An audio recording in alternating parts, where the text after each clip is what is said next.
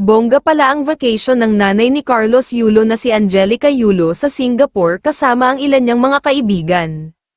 Super flex din ang nanay ni Kaloy sa kanyang Facebook account ng kanyang pasasalamat na sa anak na si Ella Iza dahil ito raw ang nanlibre sa kanya ng plane ticket.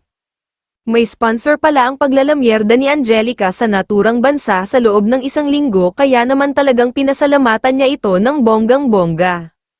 Ayaw naman daw nitong magpabanggit ng kanyang pangalan pero say ni Angelica may pabaon pa raw itong cash sa kanya para panggastos habang nasa Singapore.